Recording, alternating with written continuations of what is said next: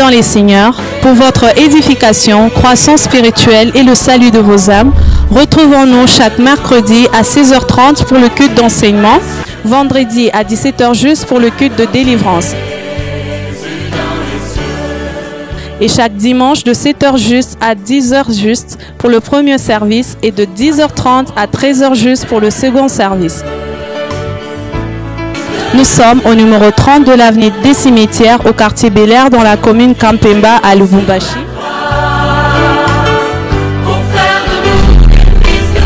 Cordial bienvenue à l'église Bread of Life Congo, paroisse mère, et que Dieu vous bénisse.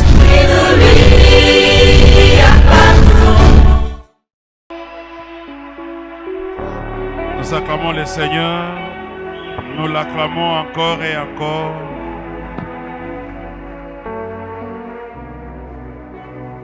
Et que Dieu vous bénisse. Merci pour vos acclamations. Et je profite de l'occasion pour vous saluer dans le nom de Jésus-Christ. Et je vous souhaite un agréable après-midi dans lequel j'ai la foi que le Seigneur nous visitera encore une fois de plus ce soir. Alors, bien-aimés dans le Seigneur, vous savez, on ne pourra jamais comparer ni remplacer la parole de Dieu dans la vie d'un chrétien. Parce que la parole de Dieu est la chose qui renferme en elle beaucoup de potentiel pour permettre à ce que la vie de quelqu'un puisse changer. Moi, je crois que tout est possible pour celui qui croit, mais à condition que notre foi soit basée sur la parole. Alors, j'ai commencé à parler la semaine passée sur un sujet que j'ai estimé très important pour l'Église de nos jours. C'est le sujet qui va encore nous entretenir cet après-midi. Alors, je voudrais savoir qui était là la fois dernière. Qui n'était pas là la fois dernière? Merci. Qui peut nous aider à nous donner ce qui était le thème, le sujet? Qui peut nous aider?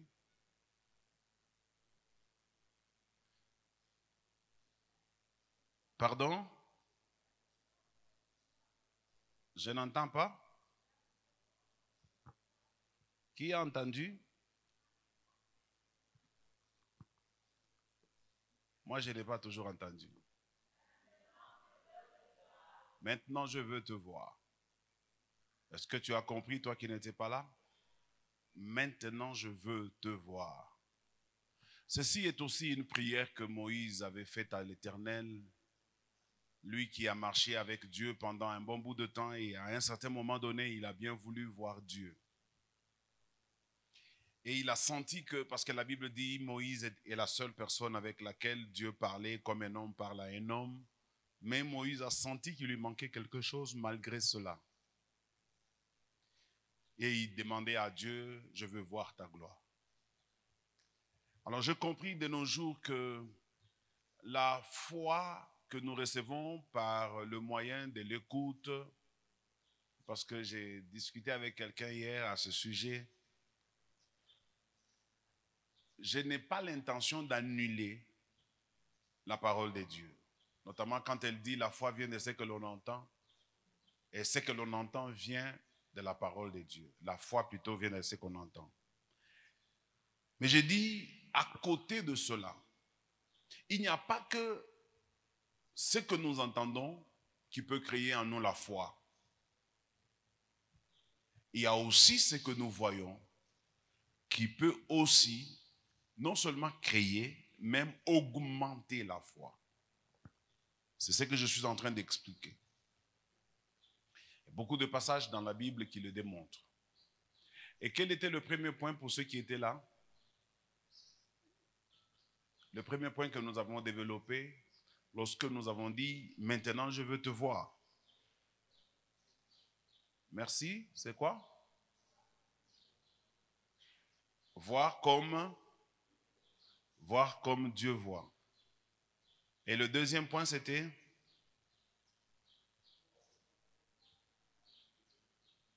Pardon? Non, là, je n'entends pas. S'il vous plaît. Ah, là, je crois que vous avez fait un petit méli-mélo. Le premier point, c'était quoi? Voir comme Dieu voit, n'est-ce pas? Ça veut dire, nous voyons parfois les choses, non pas comme Dieu le voit, mais comme nous voulons le voir, et nous le voyons comme nous le voyons. Mais ce n'est pas le fait que nous le voyons comme nous le voyons que ça peut être la bonne chose que nous voyons. Il faut voir des choses comme Dieu le voit. Alors, je dis maintenant, qu'est-ce qu'il faut faire pour qu'on voie?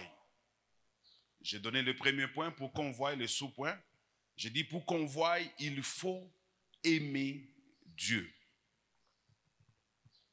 Il faut aimer Dieu. Il y a beaucoup de chrétiens ici qui marchent en écoutant la parole de Dieu, mais qui n'ont pas la possibilité de voir des choses dans leur vie. J'ai parlé de Agar. Agar qui était une personne biblique qui marchait avec son fils Ismaël, et Ismaël allait mourir par manque d'eau, et Agar a jeté son fils loin d'elle pour voir comment elle allait mourir et son fils également. Elle ne voulait pas donc voir comment son fils allait mourir. Jusqu'à ce que le Seigneur a entendu les cris de l'enfant et il a dit à Agar de lever les yeux parce que juste à côté d'elle, il y avait un puits d'eau. Alors j'ai voulu parler de ça pour dire aux gens que il y a des choses que nous pouvons être en train de chercher et Dieu est en train de faire un effort pour nous les révéler en nous disant que ces choses ne sont pas loin de nous, elles sont juste à côté de nous. Vous vous imaginez si vous êtes en train de chercher quelque chose et la chose se trouve juste à côté de vous pendant que vous la cherchez partout ailleurs. Alors c'est pour cela, voir devient aussi très important pour la vie d'un chrétien et notamment pour augmenter la foi. Et j'ai dit après, maintenant le deuxième point que papa a donné là-bas, qu'il faut être un matériel didactique pour Dieu. Ça veut dire quand vous êtes un matériel didactique pour Dieu, vous ne vivez plus pour vous-même. Vous commencez à vivre pour Dieu. Lorsque Dieu voit que vous ne vivez plus que pour lui, à ce moment-là, Dieu va vous faire voir des choses, comme on l'a dit dans la Bible, on a lu dans les livres de Corinthiens, ce sont des choses que l'œil n'a point vues, que l'oreille n'a point entendues, qui ne sont point montées au cœur de l'homme, que Dieu a révélé à ceux qu'il aime. Alors, je voudrais aujourd'hui ajouter 2 autres points sur comment est-ce qu'on peut arriver à voir. Parce que mon souci que je poursuis aujourd'hui et depuis la semaine passée, c'est de pousser les chrétiens à voir le chemin que Dieu est en train de tracer dans leur vie, à voir les propositions que Dieu est en train de faire dans leur vie, à voir les opportunités que Dieu est en train de mettre devant nous. La plus grande préoccupation de mon enseignement de cet après-midi, c'est qu'à la fin, que je puisse avoir ne fût-ce qu'une seule personne qui puisse être capable maintenant de voir ce que Dieu met à sa disposition. Vous allez vous rendre compte que dans toute la Bible, il y a toujours des histoires dans lesquelles les gens étaient bloqués, les gens étaient dans une situation très catastrophique jusqu'à ce que le Seigneur ait intervenu pour leur montrer quelque chose qu'il fallait faire. Je vous ai parlé notamment aussi d'Élie, lorsqu'il a cessé de vivre au torrent de Guérit. Le Seigneur lui a dit, va maintenant, il y a une femme que tu vas trouver, cette femme va te nourrir. Ça veut dire, nous devons aujourd'hui avoir des chrétiens qui se laissent guider par Dieu. Si nous ne le sommes pas, nous serons des personnes ayant une vie en dents de scie, une vie émaillée de beaucoup de confusion. Et le danger, c'est que la foi de beaucoup de gens risque d'être ébranlée parce que nous marchons sans savoir où nous allons. Je vous donne juste une petite illustration. Lorsque quelqu'un prend de la vitesse pour aller quelque part, s'il ne voit pas là où il va, pensez-vous qu'il va arriver? Non. Quelle que soit la vitesse. quelle que soit la bonne foi, si tu ne sais pas où tu vas, tu n'arriveras pas. Il faut que Dieu te montre, que Dieu te fasse voir. À ce moment-là, tu sais ce que tu poursuis et tu as la certitude de pouvoir l'atteindre. Est-ce qu'on est ensemble? Alors, je voudrais revenir sur un texte que j'ai donné le mercredi passé, et ce texte va nous aider à ressortir les deux points qui restent, que je vais vous ajouter aujourd'hui. Avec moi, venez dans le texte, dans le livre de Jean.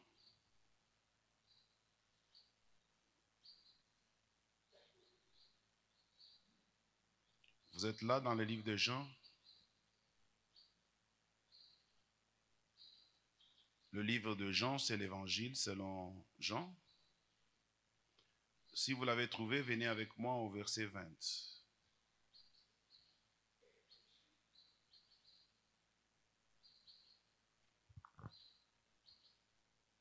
Si vous êtes au verset 20, lisez avec moi. Bon, beaucoup de choses nous intéressent, mais on ne va pas tous les lire parce que j'avais déjà expliqué les autres.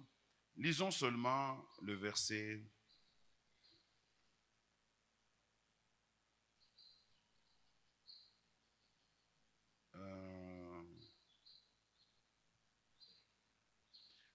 4 jusqu'à 9, je pense.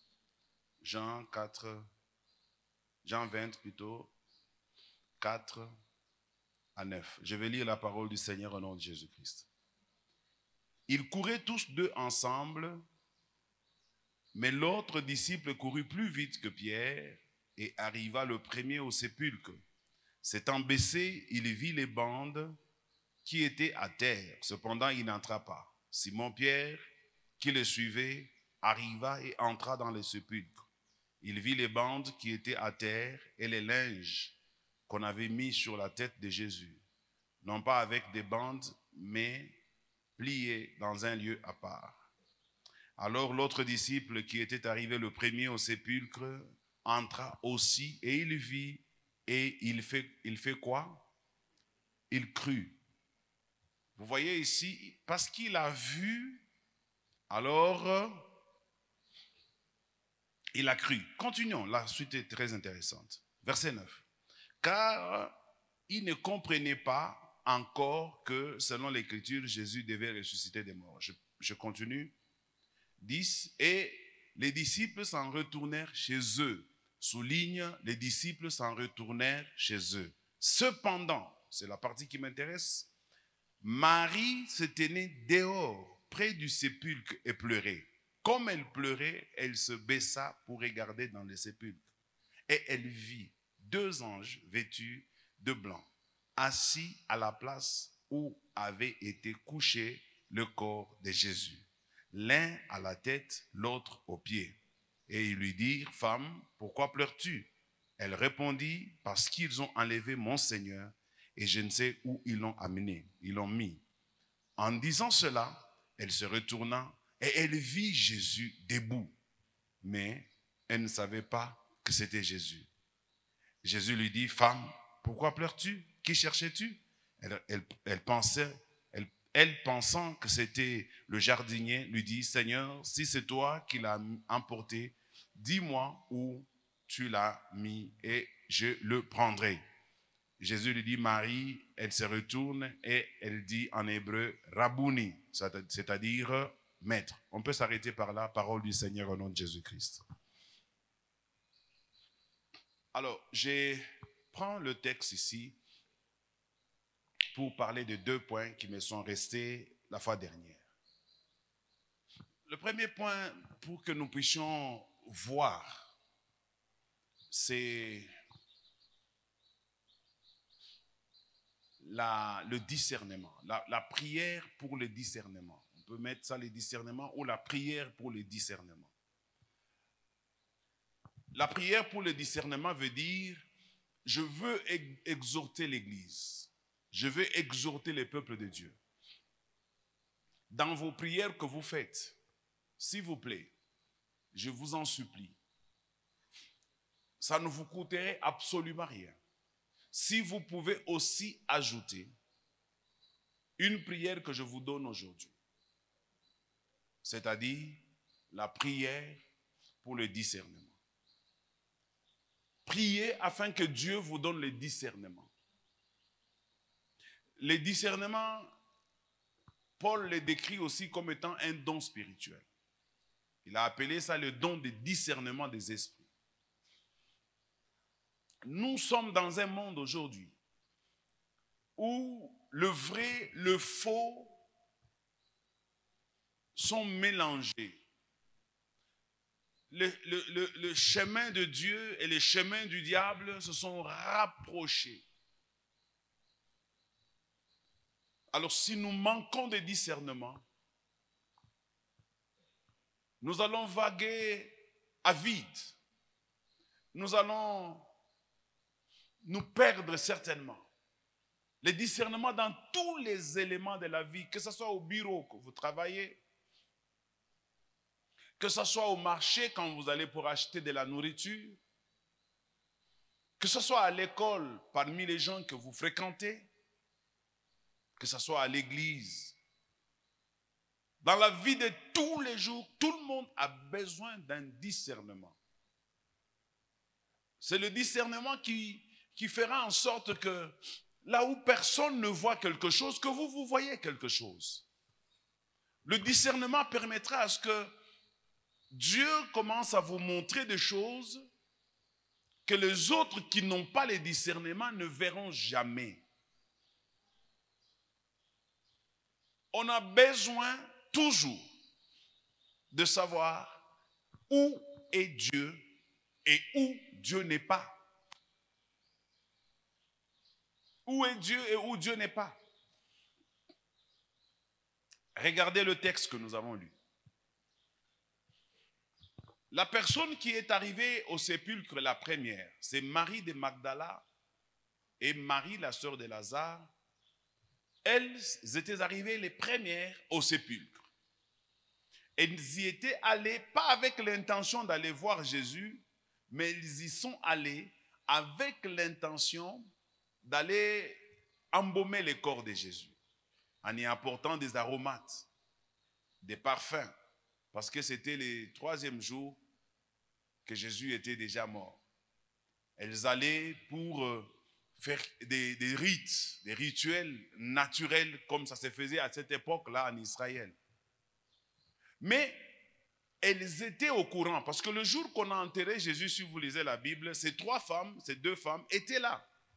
Si on peut ajouter la 3e, c'est Marie de Salomé.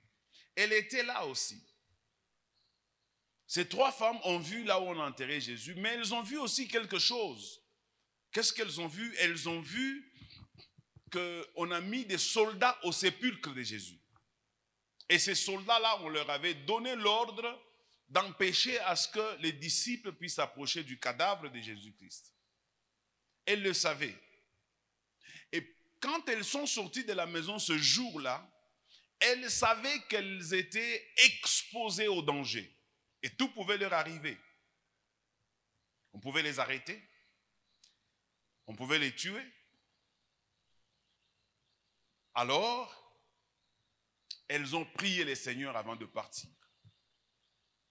Et quand elles sont arrivées là-bas, elles ont presque raté ou frôlé la résurrection de Jésus-Christ. Quand elles sont arrivées, c'est à ce moment-là qu'elles ont vécu quelque chose d'extraordinaire quand la terre a tremblé lorsque Jésus-Christ était en train de ressusciter et les soldats étaient stupéfaits, ils étaient là tétanisés de peur et ces femmes ont vécu cette partie de l'histoire mais n'ont pas vécu ce qui s'est passé dans la tombe. Et ces femmes n'ont pas eu peur pendant que le soldat avait peur. Ces femmes ont compris qu'il s'est passé quelque chose dans la tombe qui avait à voir avec les événements qui venaient de se dérouler, c'est-à-dire les tremblements de terre. Elles ont eu le courage d'entrer jusque dans la tombe. Et quand elles sont arrivées dans la tombe, elles ont vu effectivement que Jésus-Christ n'était plus là. Et à ce moment-là, elles sont sorties en courant pour aller annoncer aux disciples que Jésus-Christ était ressuscité. Maintenant, lorsque les disciples viennent, on parle notamment de Pierre et de Jean. Quand Jean écrit, comme on a lu l'évangile selon Jean, il ne parle pas, il ne cite pas son nom, mais il parle de l'autre disciple, donc faisant allusion à lui-même. Ils ont couru les deux, comme Jean était un peu plus jeune que Pierre. Jean est arrivé avant. Jean n'a pas vu ce qui était à l'intérieur, mais Pierre est arrivé après, et Jean a attendu l'arrivée de Pierre pour entrer. Et c'est Pierre qui est entré avant lui. Et quand Pierre est entré à l'intérieur, Pierre a observé qu'il y avait des linges, qu'il y avait les lincelles, ce qu'on met sur les morts. À l'époque, on emballait les cadavres. Et après, ils sont sortis. Maintenant, écoutez, c'est ici que commence mon premier point, la prière pour le discernement. Pierre, Jean, laissent le caveau vide et rentrent chez eux, selon la Bible. Mais ces deux femmes ne sont pas parties. Elles sont restées là, devant la tombe. Qui est-ce qui leur a dit de rester là devant la tombe? Elles sont restées là devant la tombe parce que on dirait qu'elles avaient compris quelque chose que Pierre et Jean n'avaient pas compris. C'est comme ça que je vous ai dit le mercredi passé, Pierre et Jean sont arrivés dans la même tombe, ils n'ont pas vu Jésus, mais ces deux femmes, elles ont vu Jésus. Pourquoi? Parce qu'elles sont restées à la tombe, en train d'observer. Et la Bible me dit, de plus en plus qu'elles étaient en train d'observer la tombe, elles vont constater, quand elles vont relever la tête, en regardant dans la tombe, elles vont voir deux personnes assises à l'endroit où était étalé Jésus, le corps de Jésus. Elles se sont approchées pour voir. C'était deux anges. Et elles ont eu une conversation avec les deux anges. Et les deux anges leur ont dit, non mais il est ressuscité, ne venez plus le chercher ici. Il n'est plus parmi les morts. Va dire à ses frères qu'il le verra à Galilée. Et ces deux femmes ne sont pas parties tout de suite. Malgré que les anges leur ont dit de rentrer voir les disciples pour leur dire que Jésus va les rencontrer à Galilée, ces deux femmes sont encore restées là à la tombe. Jusqu'à ce qu'elles vont constater un homme dans le jardin, qu'elles ont pris pour un jardinier. Elles vont s'approcher de cet homme-là et elles vont constater que c'était le Seigneur parce que le Seigneur va appeler Marie par son nom. Et c'est à ce moment-là qu'elles vont réagir en disant « Rabouni ». Alors écoutez-moi, Église. Ici, vous avez un exemple concret de ce qu'on appelle le discernement. Ce qui a fait que ces femmes-là sont restées là, c'est le discernement. Et le discernement leur a permis de voir ce que ceux qui étaient pressés n'ont pas vu. Dans la vie, écoutez-moi bien, dans la vie en tant que chrétien, dans la vie en tant que monsieur citoyen d'un pays, développer le discernement. Est-ce que quelqu'un me donne un bon amen? Quand vous avez un discernement, vous allez comprendre ce que tout le monde ne comprend pas et vous verrez ce que tout le monde ne voit pas. Du fait qu'elles sont restées là-bas, c'est qu'elles cherchaient quelque chose. Parce que dans un discernement, en fait, on cherche quelque chose. Discerner, ça veut dire que vous avez plusieurs possibilités, vous regardez sur les différentes possibilités, mais vous cherchez une réponse par rapport à ces équations qui sont devant vous, à ces difficultés qui sont devant vous. Vous voulez comprendre quelque chose. C'est ça le discernement. Vous ne voulez pas laisser les choses en surface. Vous voulez entrer en profondeur. Beaucoup de chrétiens aujourd'hui n'entrent pas en profondeur. Beaucoup de chrétiens sont des chrétiens superficiels. Ils mènent une vie superficielle. Ils font des prières superficielles. Ils veulent que un magicien qu'ils appellent prophète vienne faire un miracle à leur place. Beaucoup de chrétiens aujourd'hui ne voient pas la main de Dieu parce qu'ils ne prennent pas du temps pour discerner, chercher à comprendre les choses. Chercher à comprendre les signes des temps. Chercher à comprendre le mouvement de Dieu.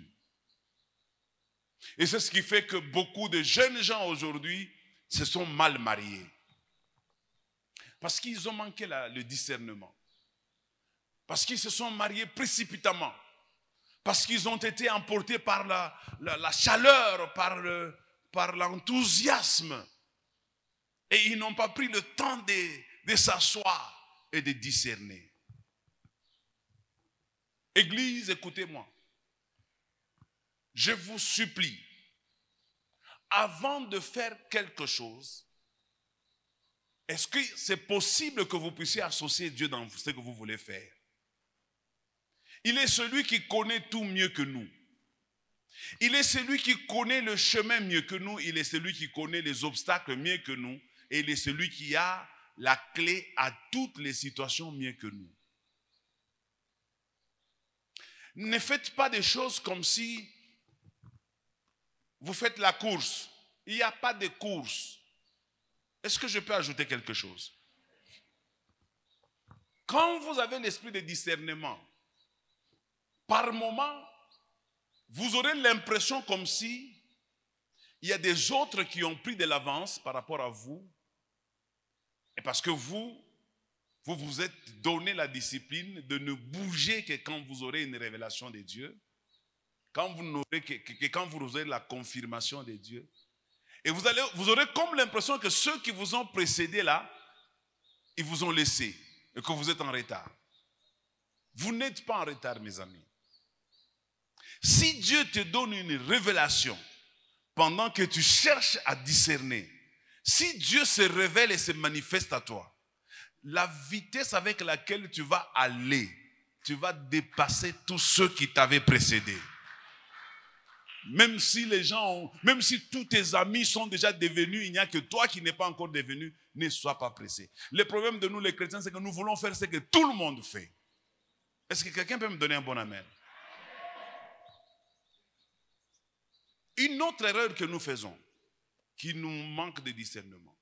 Si, par exemple, Dieu m'avait parlé une fois dans un domaine et j'ai vu des résultats, les chrétiens, ils n'ont plus le temps de demander à Dieu pour savoir est-ce qu'il doit continuer dans la même direction ou bien Dieu peut changer de direction.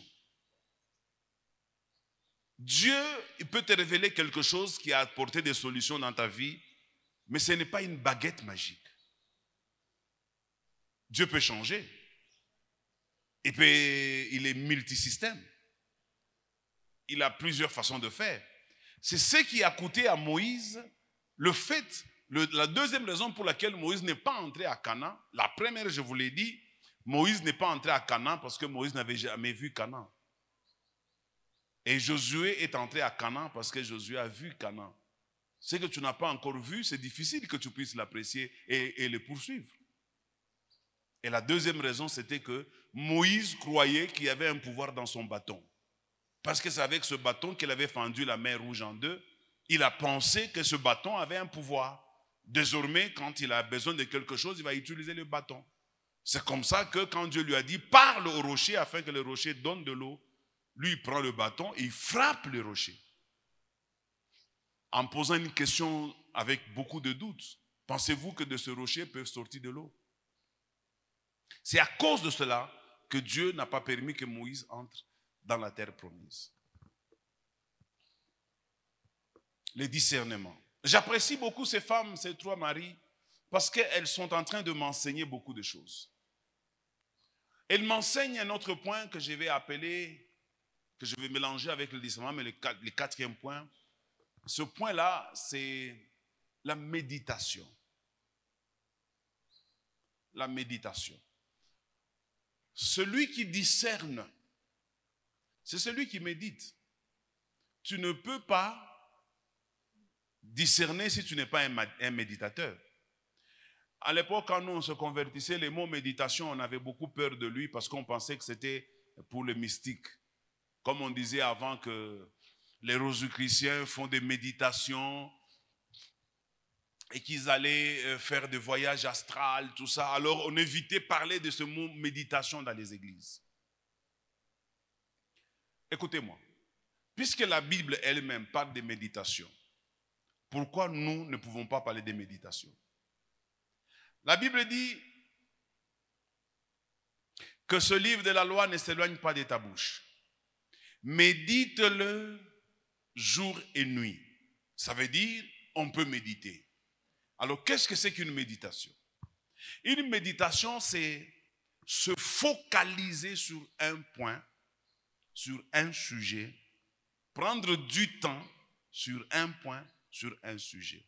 Et c'est ça qui va vous permettre d'avoir le discernement. Ne pas être pressé. Ces femmes-là, elles sont restées à la tombe de Jésus. La Bible ne nous dit pas combien de temps. Mais regardez ce qui leur arrive. Moi, je me pose la question, pourquoi Dieu n'a pas voulu révéler à Pierre l'apparition de Jésus dans la tombe ou dans le jardin? Parce que Pierre et Jean sont passés dans la tombe, ils sont passés par le jardin, ils n'ont pas vu Jésus. Mais ces femmes, comme elles n'étaient pas pressées, comme elles pouvaient prendre du temps pour comprendre les choses en méditant, cela leur a permis de voir deux anges dans le tombeau, là où Pierre était entré sans les voir, et de voir aussi l'homme qu'elles ont pensé être le jardinier, alors que c'était le maître, parce que ces femmes-là n'étaient pas pressées. La méditation. La méditation, ça nous permet aussi de évaluer un peu notre propre conduite. Par moments, nous sommes passés à côté de notre bénédiction par inadvertance. Par moments, nous avons échoué parce que nous n'avons pas été attentifs. Alors, bien-aimés dans le Seigneur, je veux parler maintenant. Je me tiens ici debout, devant vous, pour vous annoncer que cette année, si Dieu l'a décrété une année de la capacitation divine, cela veut tout simplement dire, c'est une année où Dieu est capable de t'ajouter une force, une puissance, une connaissance, une capacité que tu n'avais pas avant. Et moi, j'ai la foi que tous ceux-là, en cette année, qui seront attentifs, qui auront le discernement et qui prendront le temps de méditer, ils découvriront que Dieu est en train de faire un grand mouvement dans cette église. Hier, j'étais avec quelqu'un qui m'a donné une révélation que Dieu avait donnée dans cette église il y a longtemps. Et cette révélation, c'était que il y aura un moment où la foi de beaucoup de gens sera dérangée. Et Dieu permettra que certains soient éliminés.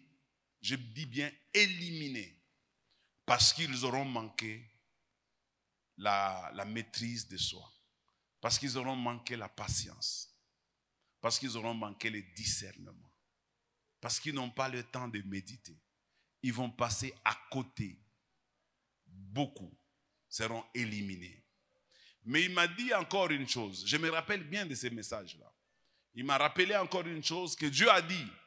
Ceux qui arriveront, ils verront les choses que Dieu avait préparées pour cette église pendant longtemps et qu'il a réservé seulement pour ce moment ici. Et j'annonce à quelqu'un, 2023 ne va pas se terminer sans que Dieu ait révélé sa toute-puissance, sa grandeur et sa magnificence. Parce qu'il est un Dieu qui parle et qui est capable d'accomplir ce qu'il a dit. Quelqu'un me donne un bon amen. Thomas arrive, il trouve que les autres sont dans la joie parce qu'ils ont vu Jésus. Et lui, on lui demande de croire que Jésus est ressuscité, mais Thomas dit non, je ne vais pas croire. Moi, je ne croirai que quand j'aurai vu. Et puis Jésus lui apparaît. Il dit Thomas, avance ton doigt, touche le côté, touche mes mains. Et Thomas a cru maintenant, il s'est agenouillé devant Jésus et il l'appelle mon Seigneur et mon Dieu. Et Jésus lui dit, puisque tu as vu, mais maintenant tu as cru. Heureux ceux qui croiront sans avoir vu. Quelqu'un me donne un bon amen? Je vais expliquer ça. Bien-aimé, écoutez-moi. Voir est possible. Voir est possible. Mais on ne peut pas voir si on n'a pas cru. Il faut commencer par croire. Quand Dieu veut grandir la foi de quelqu'un, il commence d'abord par le travailler sur 3 aspects. Le premier aspect sur lequel Dieu travaille quelqu'un pour faire grandir sa foi, c'est dans la connaissance. Répète après moi, la connaissance. C'est la connaissance qui fait grandir la foi en premier. La connaissance. La connaissance de la parole de Dieu, la connaissance en général.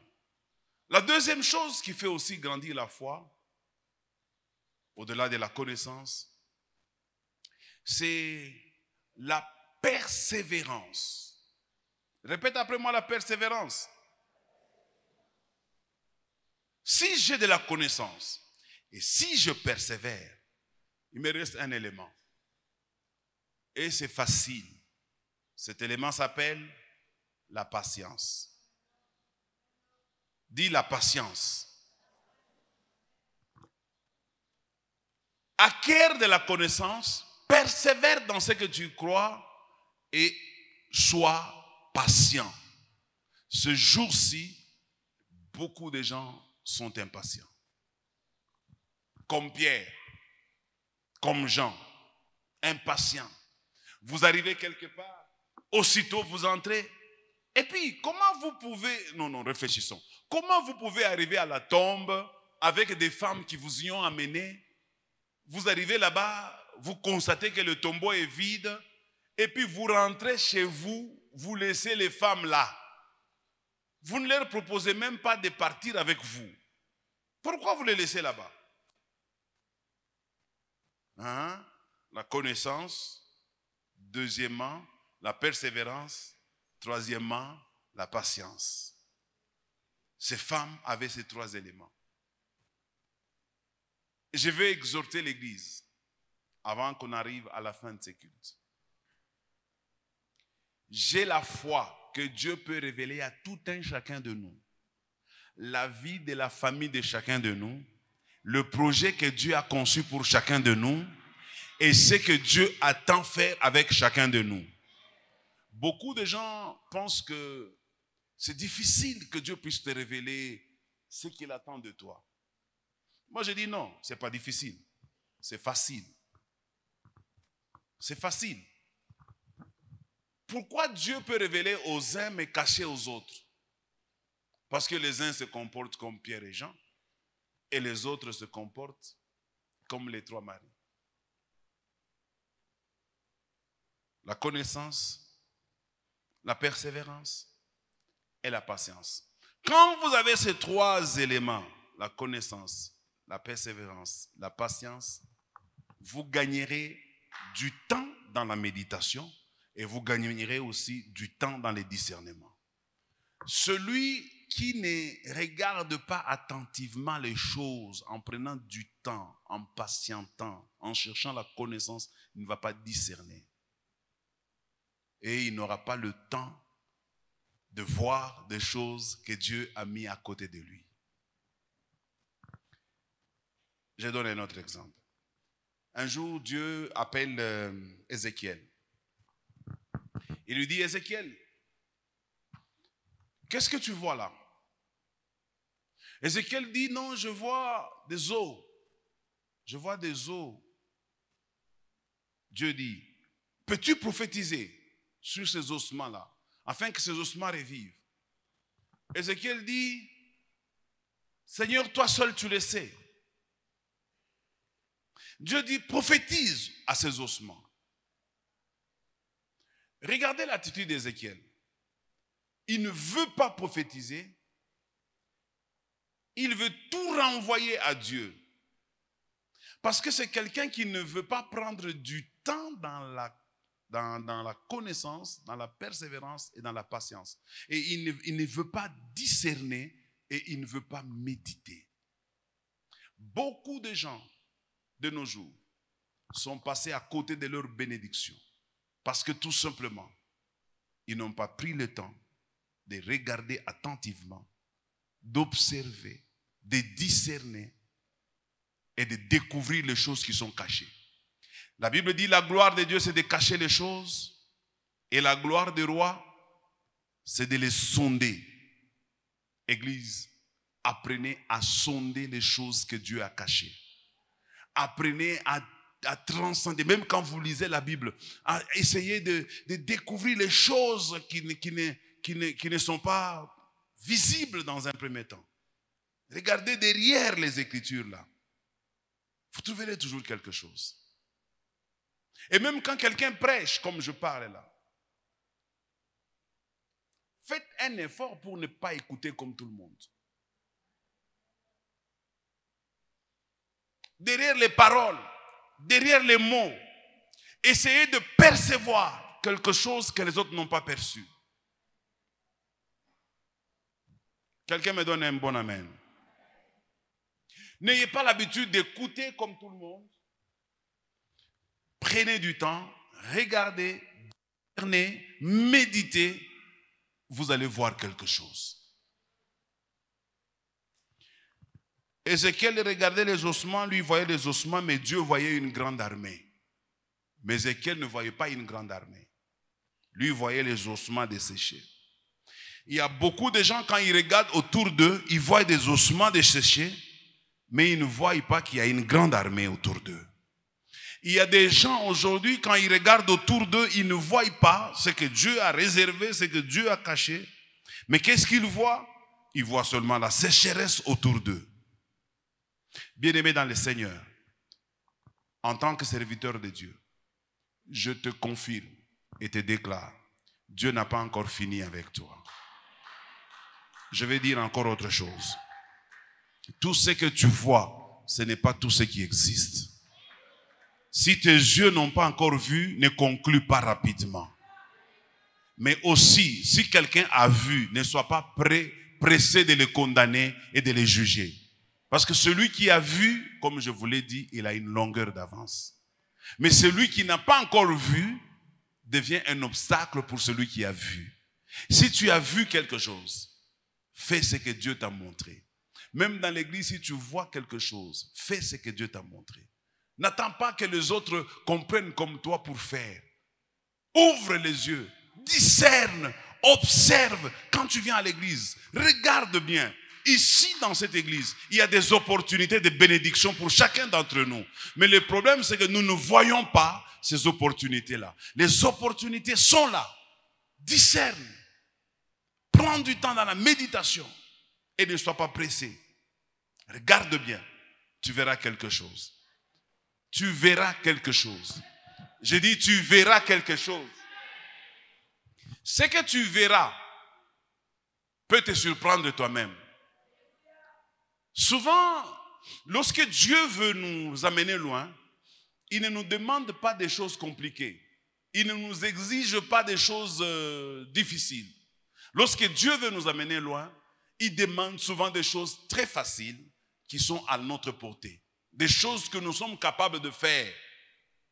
Mais le problème, pour la plupart d'entre nous, nous ne les voyons pas, ces choses. Mais nous cherchons des choses qui frappent à l'œil, des choses qui attirent le regard. Nous voulons beaucoup plus impressionner. Nous voulons faire des choses qui impressionnent. Nous voulons que Dieu nous parle de manière impressionnante. Dieu n'est pas dans les impressions. Donne-moi un bon amen. Je dis, Dieu n'est pas dans les impressions. Dieu est tellement dans la simplicité que vous n'avez pas l'idée. Dieu n'est pas dans les impressions. Il est tellement simple. Il peut seulement te dire, viens à l'église avant tout le monde. Et suis seulement les chaises. Après, va t'asseoir. Rien que ça. Et ça peut changer ta vie. Et Dieu peut te révéler cette chose-là de plusieurs manières.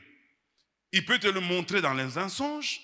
Il peut te le montrer par une prophétie. Il peut te le montrer même par une propre conviction qui monte au fond de ton cœur. Si tu aimes ton église, si tu aimes ta vie, si tu aimes le travail que tu fais, prends du temps avec Dieu. S'il vous plaît, prenez du temps avec Dieu. Je dis encore, prenez du temps avec Dieu. Je vais finir avec mon témoignage pour vous dire que tout ce que j'ai dit là n'est pas faux. Il arrive qu'à un moment donné, dans ma vie,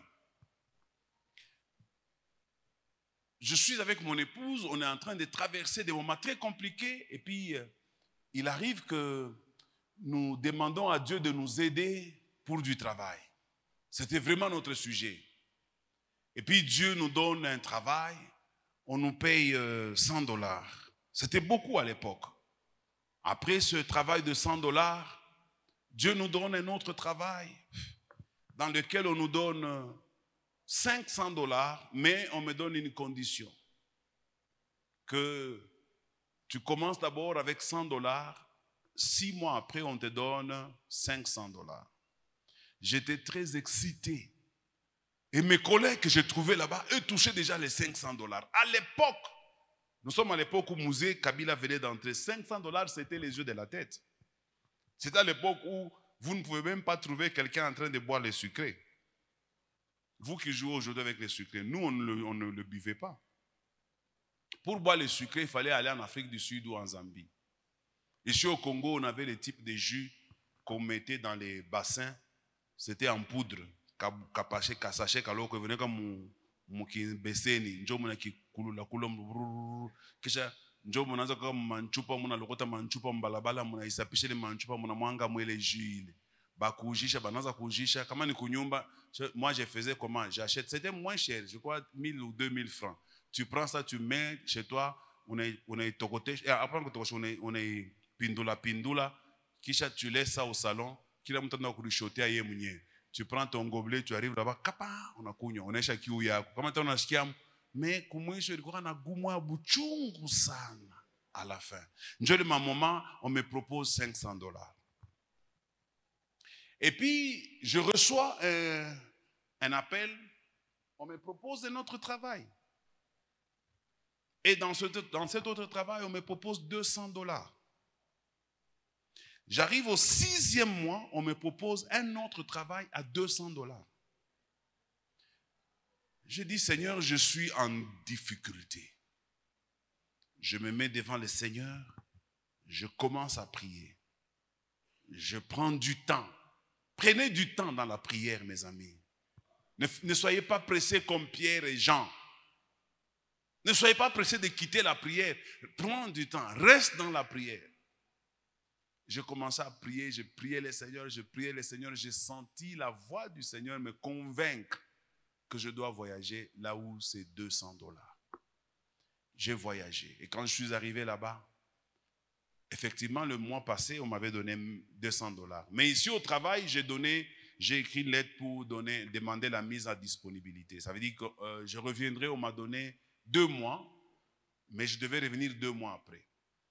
Et les 2 mois sont passés, j'étais toujours en train de travailler pour $200. Mais le Seigneur me dit, reste toujours là. Ma femme ne comprenait pas. Naturellement, elle avait raison. Après tant de souffrances, vous avez la possibilité d'avoir $500, mais toi, avec ton fameux Dieu, vous abandonnez $500 pour $200, elle avait raison de se plaindre. J'essaie de lui faire comprendre. Écoute, quand toi tu as compris quelque chose par discernement, celui qui n'a pas compris, même si tu mets 1 heure à lui expliquer, il ne comprendra absolument pas.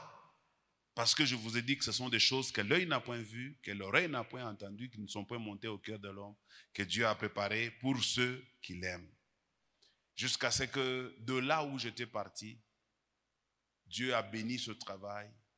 Je suis passé de 200 à $400, de $400 à $1000, de $1000 à 1800, de 1800 à 2500, de 2500 à 5000, de 5000. Je continue, de 5000 à 8000.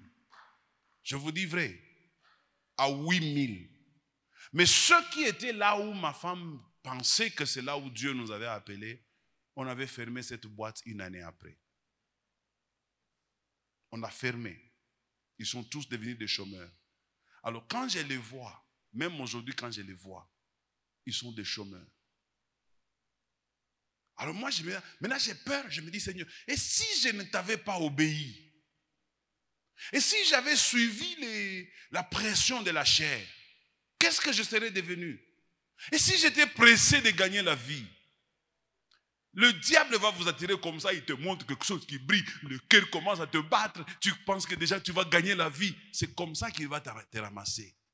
Sois patient, sois persévérant et cherche la connaissance. Et tu auras le discernement et Dieu te permettra de voir ce que tu dois faire. Je veux que vous compreniez ce que vous devez faire. Sinon, vous allez tourner en rond. Vous tournerez en rond et à la fin, vous allez dire que Dieu ne vous a pas béni. Dieu ne vous connaît pas. Dieu ne vous a pas aidé. Mais cependant, c'est vous qui n'avez pas pris du temps pour écouter Dieu. Vous n'avez pas pris du temps pour discerner. Du temps pour écouter Dieu. Du temps dans la méditation. Moi, il m'arrive, je prends une méditation la nuit, je vais jusqu'à même à 3 heures du matin. Je suis en train de méditer. Je prends du temps. Ça m'écoute. Si je veux comprendre quelque chose, je resterai debout, comme ça, seul. Et Dieu, quand il voit que tu cherches quelque chose dans la méditation, seul, la nuit, pendant que tout le monde dort, tu veux comprendre où est-ce que je vais investir mon argent, pendant que Dieu te verra en train de souffrir comme ça pour chercher ce que tu dois faire, Dieu va commencer petit à petit à t'envoyer des petits signaux, pape, pour te dire voilà ce que tu peux faire, voilà ce que tu peux faire, voilà ce que tu peux faire. Je vous dis vrai. Et si Dieu te révèle ce que tu dois faire, ceux qui avaient commencé dans le domaine où tu vas aller, ceux qui avaient déjà fait 30 ans là-bas, quand toi tu vas venir, tu vas les dépasser, tu feras comme si c'est toi qui as fait 30 ans et ils ne font que commencer. Je vous dis vrai dans le nom de Jésus-Christ. Je vous dis vrai. Même pour cette église, je fais vite pour terminer. Pour cette église, nous étions en train de prier au bâtiment Grana. Nous n'avions pas d'église. Il y avait 5 offres qu'on nous avait données. Je dis bien 5 offres. La première offre, c'était à Machipicha, là où il y a les stations d'essence, je crois, de Mama Sifa. C'était la première offre, c'était vide, on n'avait pas encore construit là-bas. La deuxième offre, c'était chez un papa ici sur Karaviondo, le papa Moulenda. Quelque part ici, c'était la deuxième offre. La troisième offre, c'était ici. La troisième offre. La quatrième offre, c'était... Attends, c'était où la quatrième offre? Comment? Comment? C'est là où j'ai dit Machipicha. Il y a un autre endroit que tu connais? Mampala. Bon, je ne connais pas ça. Donc, on avait ces 3 offres. Il y avait 5. J'ai oublié les 2 autres. Alors, l'offre qui était très alléchante, sincèrement devant Dieu, c'était à Machipicha. Il y avait un papa qui priait avec nous. On lui avait déjà donné le terrain là de Machipicha. Et ce papa-là n'avait pas les moyens pour construire. Alors il a dit ceci: prenez une partie pour qu'on ne m'arrache pas le terrain, parce qu'on m'a dit qu'ici c'est prévu pour mettre une station. Alors comme moi je n'ai pas de moyens, prenez une partie, moi je vais prendre une autre partie. Pourvu que quand ils viendront, ils trouveront une partie occupée, ils ne vont plus m'arracher le terrain. Et ce papa priait avec nous. À l'époque, c'était notre grand sponsor. Ce papa-là. C'était très facile. Surtout si on lui refusait, il allait se fâcher contre nous. Mais j'ai demandé aux gens, on entre en prière. Nous sommes entrés en retraite. Ayez l'habitude de faire des retraites. La retraite, c'est un moment de méditation. La retraite, c'est un moment où vous cherchez le discernement. La retraite va vous aider parce que vous persévérez dans quelque chose. Et vous êtes patient parce que vous aurez la connaissance. La connaissance est la lumière. Et j'étais là, dans la retraite, on est en train de prier. Mon cœur était à Machipicha. Mais j'ai prié quand même pour que Dieu me montre où je dois aller.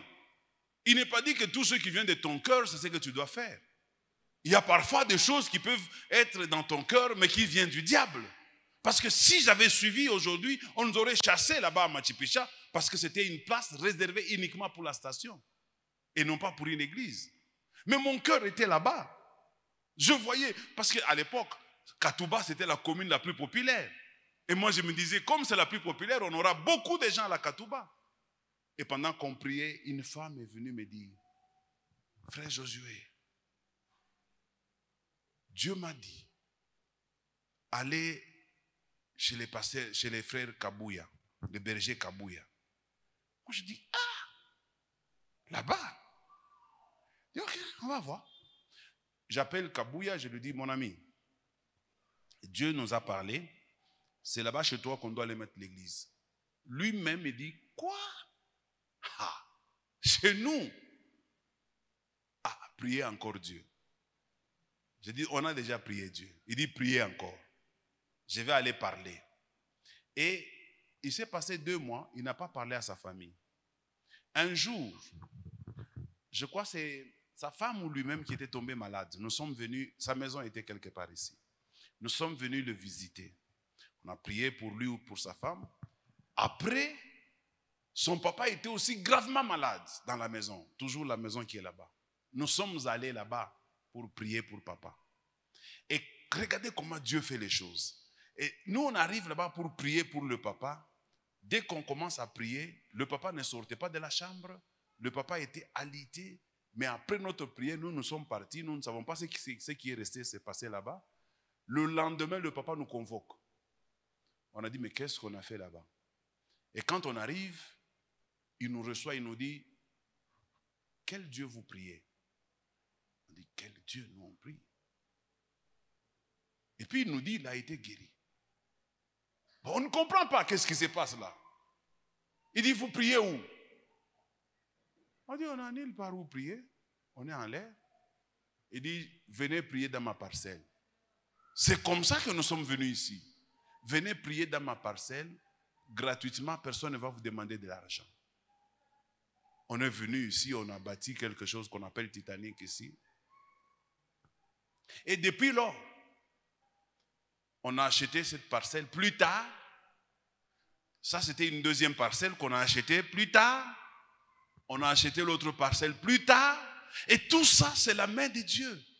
Regardez comment Dieu a commencé avec nous. C'est dans la prière. C'est là qu'il nous a révélé. C'est là qu'il nous a aidé à discerner. Et beaucoup d'entre vous, vous passez à côté de votre bénédiction parce que vous ne voyez pas. Qu'est-ce qui se passe? Un jour, je suis en train d'effectuer un voyage. C'était un voyage très intelligent, très rentable.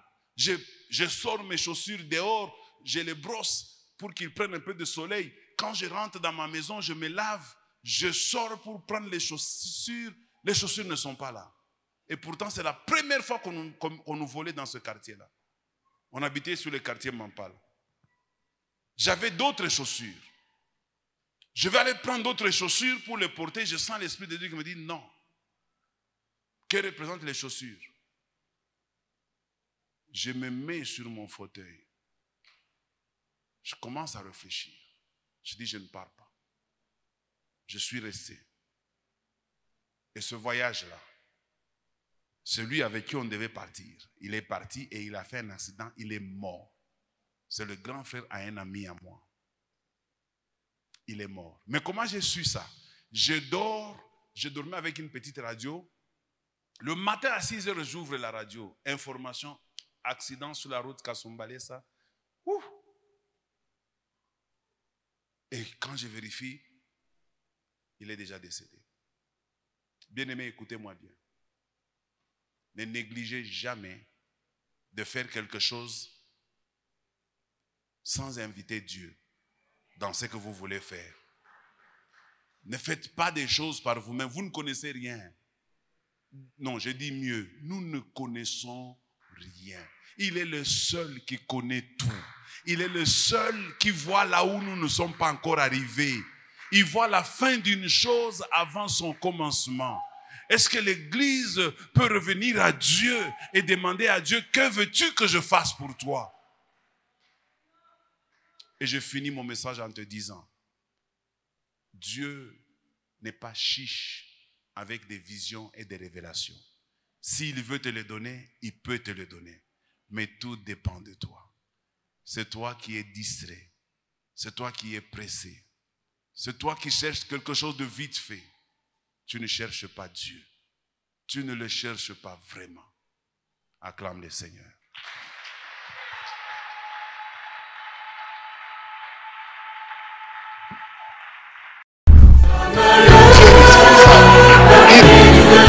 Bien-aimés dans les Seigneurs, pour votre édification, croissance spirituelle et le salut de vos âmes, retrouvons-nous chaque mercredi à 16h30 pour le culte d'enseignement, vendredi à 17h juste pour le culte de délivrance. Et chaque dimanche de 7h juste à 10h juste pour le premier service et de 10h30 à 13h juste pour le second service. Nous sommes au numéro 30 de l'avenue des Cimetières au quartier Bel-Air dans la commune Kampemba à Lubumbashi.